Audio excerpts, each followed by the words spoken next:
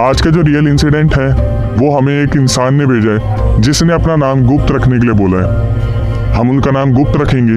आज हम उन्हें अमन के नाम से बुलाएंगे। आज का जो इंसिडेंट है हमें अमन ने भेजा है, जिनके साथ 2020 सितंबर में एक ऐसा इंसिडेंट हुआ जिसको वो चाहकर भी भुला नहीं सकते। अमन ने एक रिकॉर्डिंग हमें भेजी जिसमें उन्होंने बताया कि पंजाब में बरनाला एक जगह है जहाँ पर उनका बहुत बड़ा सर्कल था दोस्तों का। उनमें से एक दोस्त था उनका जिसका नाम था बनी, जिनकी बहन की शादी 2020 में सितंबर में हुई थी। अमन ने बताया कि बनी का कॉल आता है उनके पास उनकी बहन की शादी के जस्ट 10 दिन पहले, और वो बोलते हैं अमन को कि अमन मेरे दिमाग से निकल गया था भाई, तेरे को आना है किसी भी हालत में। और अमन भी उन्हें छेड़ते हुए पूछते हैं क्यों भाई, मंगनी निकल गई, इतना सब कुछ निकल गया, अब भी क्यों बुला रहे हैं। तो बनी उन्हें यही जवाब देते हैं कि ज़्यादा मत बन, वो तेरी भी छोटी बहन है। वो बहन जिसका नाम था अक्षदीप। अमन फटाफट से जो है खुशी जताते कॉल पे कि भाई ये तो बहुत ही अच्छी बात है कि बहन की शादी हो रही है। और अमन बोलते कि मैं पहुंच जाऊंगा, तू टेंशन मत ले। अमन अपने घर में बताते अपनी मम्मी को कि मम्मी ऐसे ऐसे बनी की बहन की शादी हो रही है और मुझे भी जाना है। तो उसकी मम्मी बोलती है हाँ बेटा, वो तेरा बचपन का दोस्त है तो तेरा जाना बनता है। अमन अपनी सारी पैकिंग करते हैं। 10 दिन बीतने के बाद एक दिन पहले, शादी से जस्ट 1-2 दिन पहले, वो वहाँ पर पहुँचते हैं बनी के पास। वहाँ पर पहुँचने के बाद वो देखते हैं कि अक्षदीप का जो नेचर है वो पूरी तरीके से बदला हुआ है। मतलब अक्षदीप को जानने के लिए आपको थोड़ा सा रुकना पड़ेगा। अमन ने बताया कि जो अक्षदीप थी उनका नेचर बहुत ही कूल माइंडेड रहा करता था और वो बहुत मिलनसार लड़की थी। वो अक्सर अमन को छेड़ा करती थी ये बोल के कि हैंडसम कैसे हो, बहुत दिन बाद घर पे आए हो। अमन ने बताया कि अक्षय भाई मैं बहुत ज़्यादा हैरान था अक्षदीप का नेचर देखने के बाद कि वो सबसे रूड होकर बात कर रही है। हालांकि ऐसा होता भी है, शादी के टाइम पे बहुत सारी ऐसी रस्में आती है जिससे इंसान थोड़ा सा ओवर रिएक्ट कर भी जाते हैं। लेकिन अमन ने बताया कि यहाँ पर वो सिचुएशन कुछ ज़्यादा थी। तो अमन जो थे वो बनी से बोलते कि क्या हुआ, अक्षदीप इतनी परेशान क्यों लग रही है यार, तुम जबरदस्ती शादी तो नहीं कर रहे हो कहीं इसकी। तो बनी उसे बोलती कि तू पागल है क्या, तेरे को हम इस खानदान से लगता है, ऐसे खानदान से जो जबरदस्ती शादी कर देगा। तो वो थोड़ा सा इतिहास निकालते कि बनी ये लड़का कौन है जिससे अक्षदीप की शादी हो रही है। तो बनी बताते हैं कि अमन एक्चुअली में ना उस लड़के की शादी पहले इसकी फ्रेंड जो थी सोनल उससे होने वाली थी, लेकिन सोनल का कुछ टाइम पहले एक रोड एक्सीडेंट में उसकी जो है डेथ हो गई थी। तो हमारे पास अक्षदीप आई और उसने बोला कि वो उस लड़के को बहुत पसंद करती है और वो शादी करना चाहती है। तो हमने भी हाँ कह दिया। लड़का जिसका नाम रमन था, रमन ने भी इस चीज़ में बहुत इंटरेस्ट शो किया था कि सोनल के जाने के बाद वो अक्षदीप से शादी करना चाहते हैं। तो बनी बोला कि हमें क्या प्रॉब्लम होगी, दोनों परिवार एग्री थे, मेरी बहन अक्षदीप रेडी थी, उधर रमन रेडी था, तो हमने इस चीज़ को फाइनल कर दिया। अमन इस चीज़ को समझने की कोशिश ही कर रहे थे कि क्या ये इतना आसान होता है। शहरों में तो चलो आसान होता है, लेकिन पंजाब के ऐसे पिंड में एक ऐसी जगह पर जहाँ पर किसी लड़की के मरने के बाद उसकी फ्रेंड से उसकी शादी करवाई जाए। अमन ने इस चीज़ को एक्सेप्ट कर लिया था और वो अक्षदीप के नेचर को बहुत तरीके से ऑब्जर्व कर रहा था।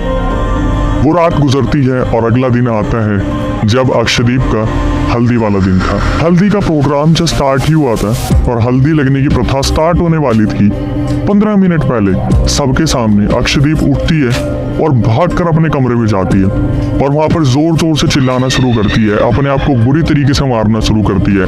वहाँ पर जितनी भी आम जनता थी जो वहाँ पर इनवाइटेड थी हल्दी के फंक्शन के लिए, वो बुरी तरीके से डर जाते हैं ये देखकर कि अभी इस लड़की को क्या हुआ है। और बनी और जो अमन थे वो आपस में ये डिस्कस कर रहे थे कि यार इस लड़की को प्रॉब्लम क्या है, इसने खुद बोला कि इसे जो है रमन से शादी करनी है, अब ये पता नहीं ऐसे क्यों रिएक्ट कर रही है। तो जो बनी और अमन थे वो फटाफट से उस दरवाजे को तोड़ते हैं। तो वो देखते हैं कि अक्षदीप ने पूरा अपना चेहरा बिगाड़ रखा था, उसने अपने मुंह पे गले पे बुरी तरीके से नाखून मार रखे थे। इसको देखने के बाद वहाँ पे जो भीड़ आई थी वो लगभग आधी हो गई थी। उन्हें ऐसा लग रहा था कि इसके ऊपर कोई ऊपरी चीज़ आ रखी है। लेकिन अमन और बनी का मानना था कि उनकी जो बहन थी अक्षदीप वो किसी न किसी चीज़ से परेशान चल रही थी।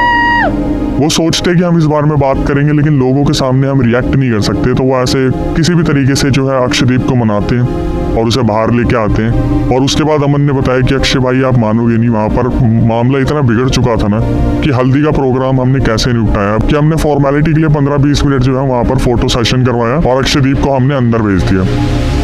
उन्होंने बताया कि जब अक्षदीप वहाँ रेस्ट कर रही थी तो बनी और जो अमन थे वो उनसे बात करने जाते शाम को इस बार में, तो वो देखते कि अक्षदीप अपने बेड पे आराम से रेस्ट कर रही है।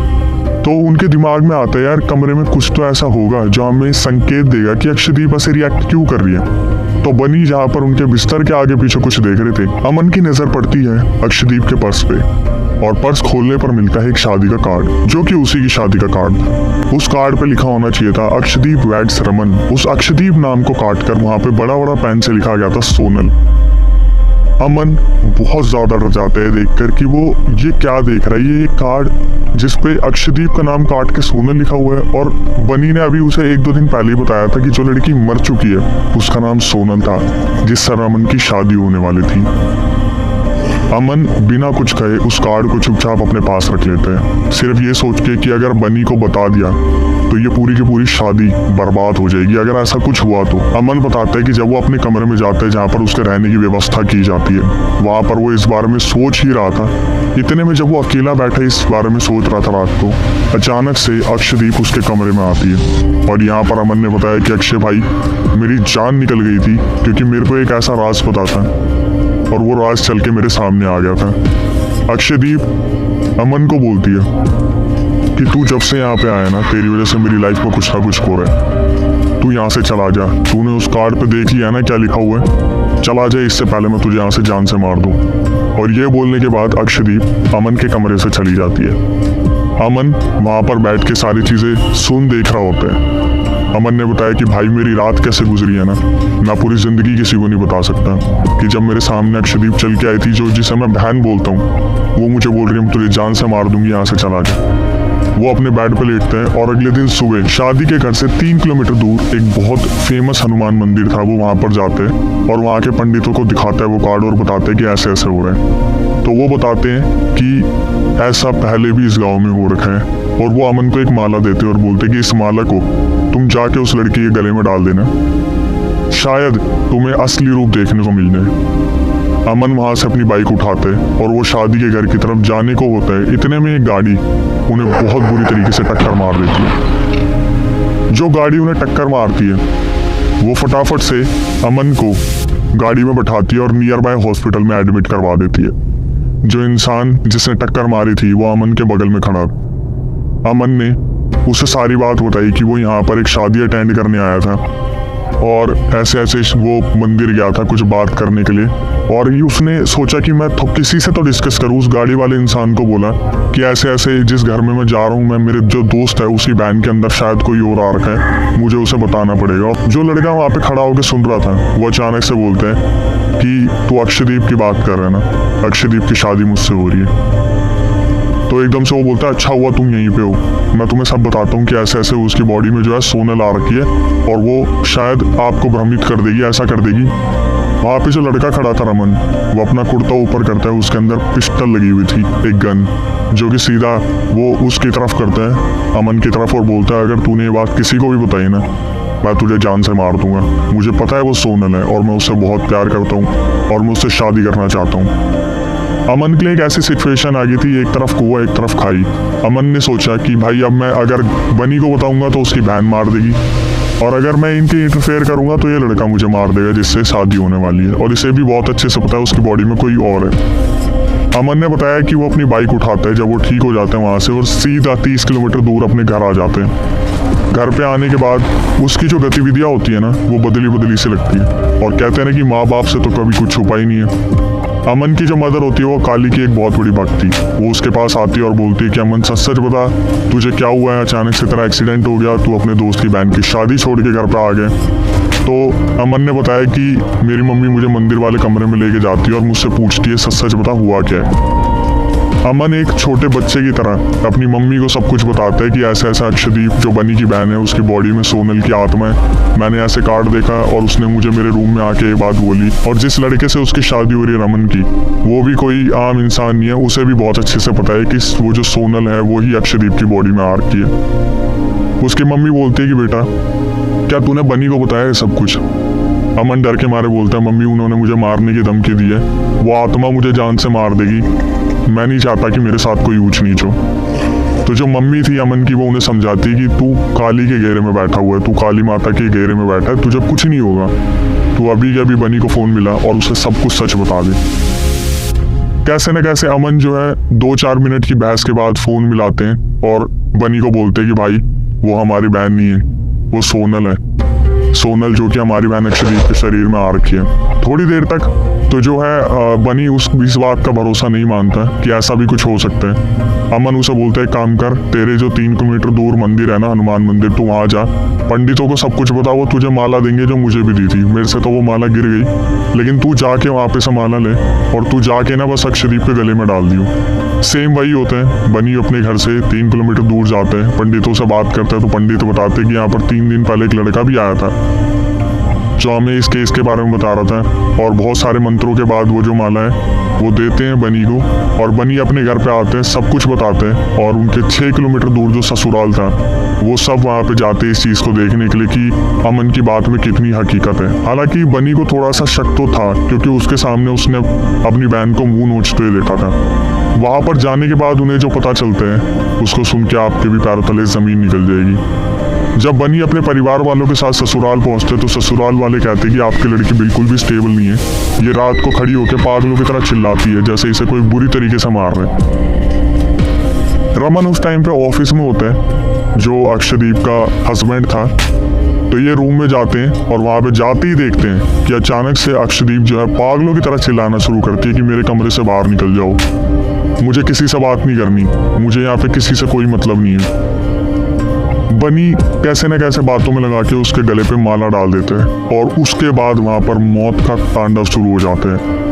अमन ने बताया भाई मैं तो नहीं था वहाँ पर, लेकिन बनी ने जिस तरीके से मुझे बताया उस कमरे में तांडव मच गया और उस लड़की ने अजीब तरीके से रिएक्ट किया, जैसे उसके हाथ पैर मुड़ने शुरू हो गए हैं और उसने घर का कम से कम 60 से 70 हज़ार का नुकसान कर दिया।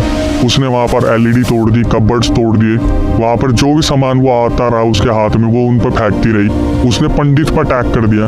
पंडित ने बोला कि इसे जल्दी से जल्दी बांधो तभी इसका इलाज हो सकता है। जब उसे बांधा गया उसका पूरी तरीके से इलाज हुआ, 3-4 घंटे यज्ञ चला, तब जाके अक्षदीप अपने होश में आई क्योंकि उसकी बॉडी के अंदर सोनल थी।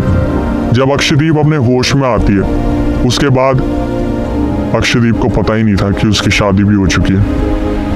अक्षदीप को बस इतना याद है कि रात को जब वो उठती थी तो कोई चीज़ उसे बहुत बुरी तरीके से पीटती थी, नोचती थी और उसे बार बार बेहोश कर देती थी। अक्षदीप जब भी अपनी बॉडी में उठने की कोशिश करती थी, सोनल की जो स्पिरिट थी उसे बहुत बुरी तरीके से मारती थी और उसे बेहोश कर देती थी। रमन को ये बात पता थी। जब रमन वापस आता ऑफिस से और देखते कि अक्षदीप की बॉडी से सोनल को निकाल दिया गया, तो वो पंडित से बहुत बहस करते हैं और पंडित उसे समझाता है बैठा के कि तू सुन, वो एक स्पिरिट थी, ना तो उससे तेरे को बच्चे हो सकते और बॉडी अक्षदीप की है, वो कंसीव नहीं करने देगी। अक्षदीप कभी तो होश में आएगी जब उसकी स्पिरिट कमज़ोर पड़ेगी। और एट द एंड होता क्या, रमन को समझाया जाता है कि सोनल किसी न किसी दिन मार के तेरे को भी ले जाती। हालांकि बनी जो है बहुत ज़्यादा गुस्से में थे इस टाइम पे कि उनकी बहन के साथ ऐसा हुआ, और अमन ने बताया कि उन्होंने एक केस भी दर्ज किया है रमन के ऊपर कि उसे पहले से पता था, जो कि अभी तक केस चल रहा है। लेकिन इन सब चीज़ों में जो सबसे बुरी हालत हुई वो थी अमन की, क्योंकि अमन जो सिर्फ एक दोस्त था उसने बहुत सहा, बहुत सब कुछ देखा, और उन्होंने आज भी बोला कि मेरी डिप्रेशन की गोलियाँ चल रही है भाई, क्योंकि वो लड़की उनके सपने में अब तक आती जो सोनल थी। हालांकि उन्होंने देखा नहीं था, लेकिन जिस तरीके से अक्षदीप का रूप उन्होंने देखा था, और आपके साथ भी ऐसा हो सकता है कि कभी आप कमज़ोर दिल वाले हुए और आपके साथ ऐसा हो जाए। हम तो हॉन्टेड हाउस जाने में डर जाते हैं। अगर कभी हमारे साथ ऐसा हुआ कि कोई फीमेल आ गई जिसके बारे में आपको पता और वो अचानक से आपको बोले तेरे को मैं जान से मार दूंगी, हमारे हाथ पैर जवाब दे जाएंगे। अब तक अमन जो है डिप्रेशन से बाहर नहीं आ पा रहे हैं, और उन्होंने मेरे को बोला था कि सारे किरदार बदल देना, तो मैंने सारे किरदार बदल दिए। मैं आपको ये बिल्कुल साफ वीडियो में बता रहा हूँ कि मैंने एक एक किरदार के नए नए नाम दिए, क्योंकि कल को अगर आपके पास कोई इंसिडेंट हो और आप ये सोच के नहीं शेयर करेंगे कि उनकी वास्तविकता सामने आ सकती है, तो मैं नाम बदल दूंगा। आई होप ये रियल इंसिडेंट जो है आपको अच्छा लगा होगा। जो इंस्टाग्राम यूट्यूब को आप प्यार दे रहे हैं तहे दिल से, उसके लिए शुक्रिया। आपके जो कमेंट्स होते हैं वो हमारे लिए मोटिवेशन होते हैं, तो कमेंट्स डालना ना भूलें। अमन अब ठीक है, जैसा भी है वो रिकवर कर रहे हैं। बनी और बाकी जो उनके फैमिली मेम्बर्स हैं वो भी इस चीज़ से जो स्ट्रगल करा था उससे निकल रहे हैं। हालांकि अक्षरी वापस आ चुकी है अपने घर पे, केस दर्ज हो चुका है रमन पे, लेकिन अब जो है सब कुछ ठीक चल रहा है। अगर आपके साथ भी कोई ऐसा इंसिडेंट हुआ हो तो आप उसे मुझसे शेयर कर सकते हैं, मैं उसे नरेट करूंगा अपनी आवाज़ में। अगर आप यहाँ तक आ गए हैं तो मेरी आपसे रिक्वेस्ट है, सब्सक्राइब करें, बेल आइकन ज़रूर प्रेस कर लें नोटिफिकेशन के लिए, और अगली वीडियो आने तक stay tuned with the channel. बात सुन के लड़का ना मेरे से बोला, अपना कुर्ता ऊपर किया, उसके पिस्टल टांगा हुआ ऐसे, बोला किसी को बताया ना, मार दूंगा मैं तुझे, मुझे पता है। भाई बहुत उनका घर का वैसे भी नुकसान हुआ, पैसों का भी नुकसान हुआ। भाई लड़के के ऊपर भी उन्होंने केस करवाया बाद में, कि लड़के को पता था लड़का इतना पागल है, इतना मेंटल कोई हो सकता है। बाद में लड़के को भी भाई पंडित जी ने बताया कि भाई देख तू कर लेता शादी, कोई बात नहीं थी, वो तेरे को भी अपने साथ ले जाती, और इस लड़की की भी तुमने जिंदगी बर्बाद करके रख दी। भाई 2 साल हो गए इस बात को, 3 साल, अभी भी भाई केस चल रहा है उनका। अभी भी उन्होंने लड़के के ऊपर केस किया हुआ है कि लड़के ने ऐसे बताया नहीं। बहुत भाई इतना नुकसान हुआ ना उतना इन लोगों का। भाई मैं आप यकीन नहीं मानोगे, मेरी ना अभी तक दवाइयाँ चल रही है, मेरे को अभी भी नींद नहीं आती। इतना मतलब जिसने देख लिया हो ना ऐसी चीज, भाई मैं तो इतना बुरी तरह फंस गया था ना। नहीं तो भाई मुझे उस दिन लड़की मार देती, नहीं तो वो लड़का मार देता भाई। इसीलिए मैंने घर आ गया था मैं, इसीलिए किसी को मैंने बताना सही नहीं समझा। भाई बाद में तो मेरी माँ ने मुझको फोर्स किया कि बेटा तुझे देख हेल्प करनी चाहिए अपने दोस्त की। भाई इतना जिसने आंखों से जो देख लेना भाई, बहुत अभी भी भाई गूस बम्प्स आते हैं भाई इस चीज़ को देख के।